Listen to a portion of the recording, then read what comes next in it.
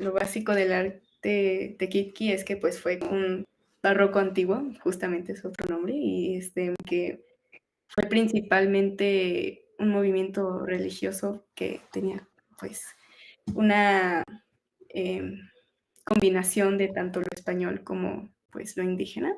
Ujú. Pero bueno, aparte de que fue un movimiento más o menos como religioso artístico, ¿tú cuáles consideras que eran como otras importancias que tenía este arte? Pues miren, ¿recuerdan cuando en segundo vimos todo lo de sincretismo y así? Ujú, O sea, en particular lo que hoy en día se denomina como arte kitki, digamos que es una expresión, una fusión de, justo como mencionó Fefe, de elementos indígenas y elementos pues cristianos, ¿no? Religiosos cristianos. Pero pues justamente el arte tequitqui es el ejemplo más vivo de un sincretismo, ¿no? Sobre todo en las cruces atriales, que son las cruces, si ustedes van a las iglesias más antiguas de la Ciudad de México, pues son las cruces que están en el atrio, ¿no? O sea, digamos en el patio, en el primer patio antes de entrar a las iglesias.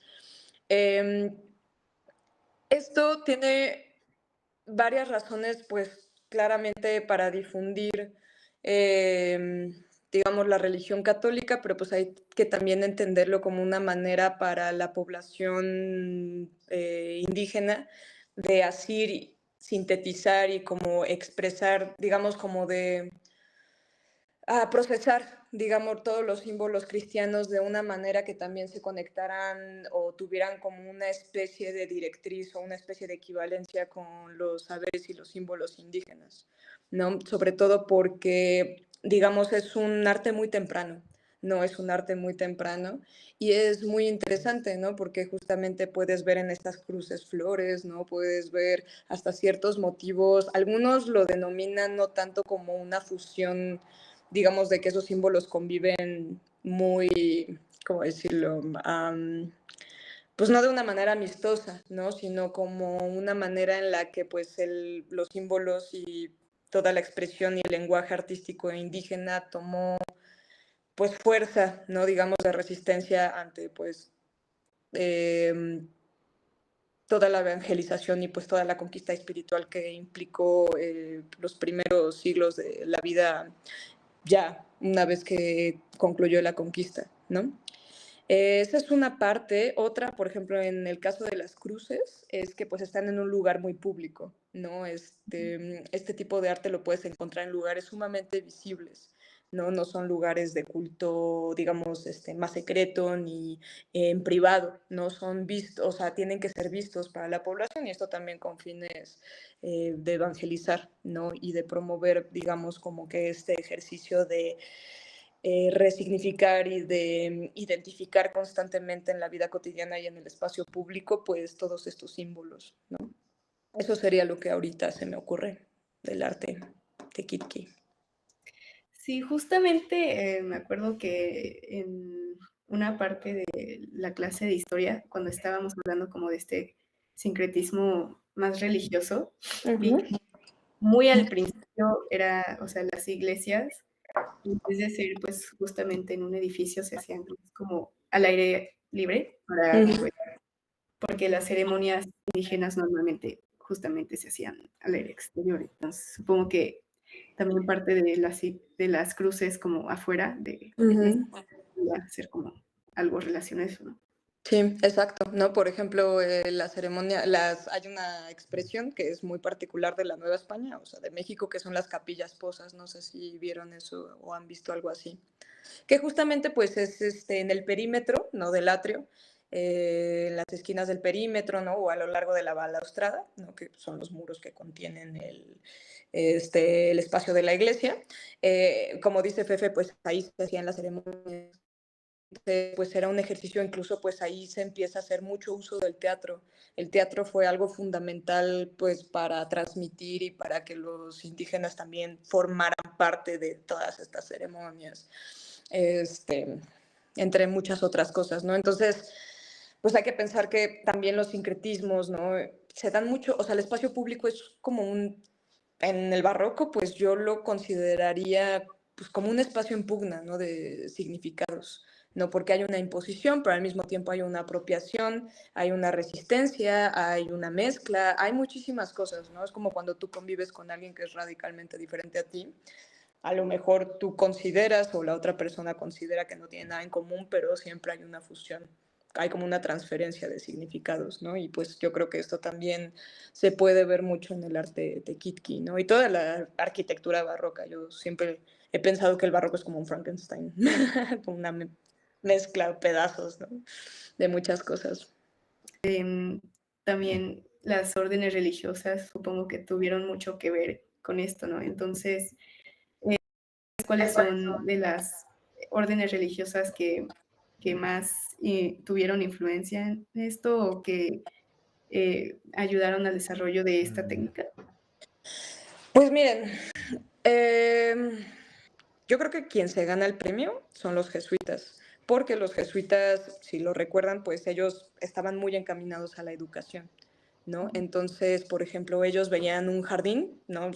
Sus iglesias son muy famosas por los jardines, porque un jardín, pues era también como una manera de equilibrar, digamos, estaba el jardín y al mismo tiempo está acompañado por murales, ¿no? Y estos murales, pues son mano de obra indígena, ¿no? Entonces, digamos que la arquitectura particularmente jesuita, pues es, digamos, como una especie de equilibrio entre los dominicos, que son más erizos, y los franciscanos, que no tienen ni un peso, ¿no? Así se están cayendo de muertos.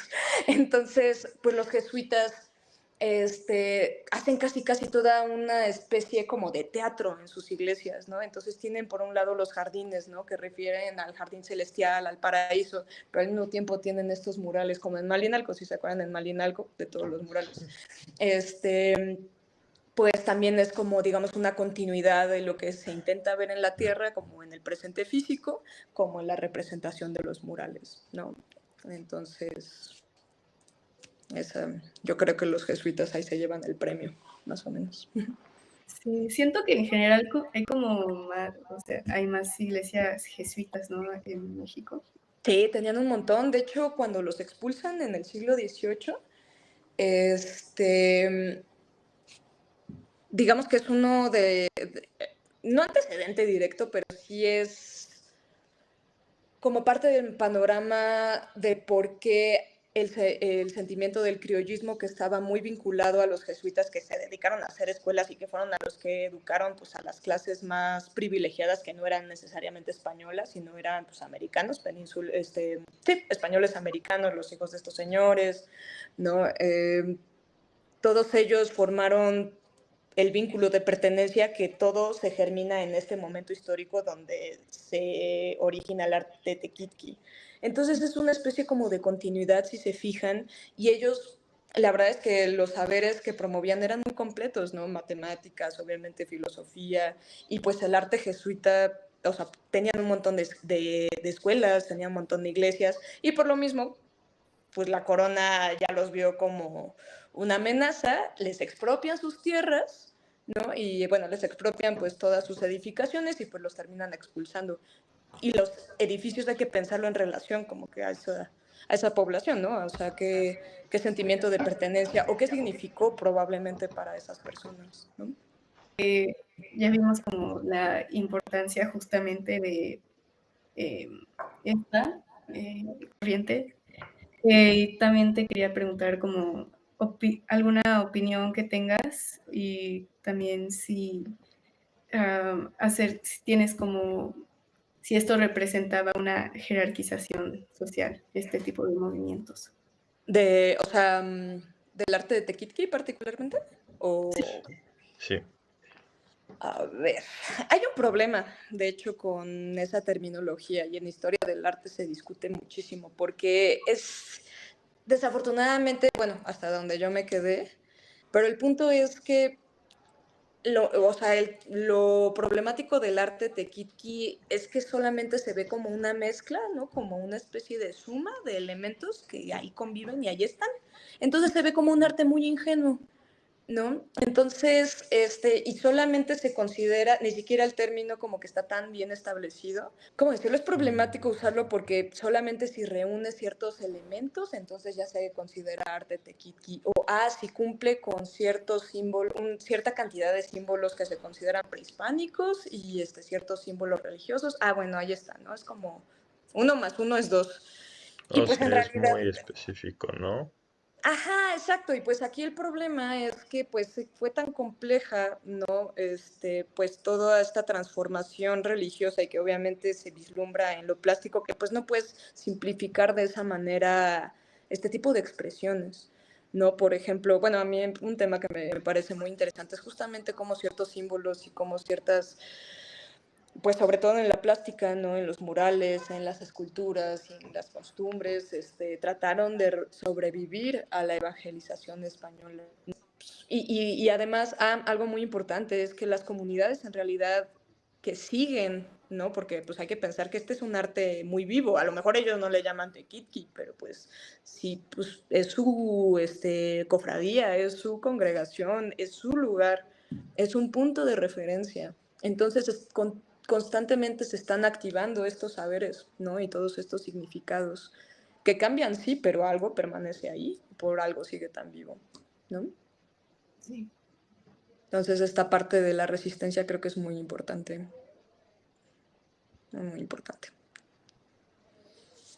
Sí, muchas gracias por la entrevista. No te preocupes, no, gracias a ustedes Mil por gracias.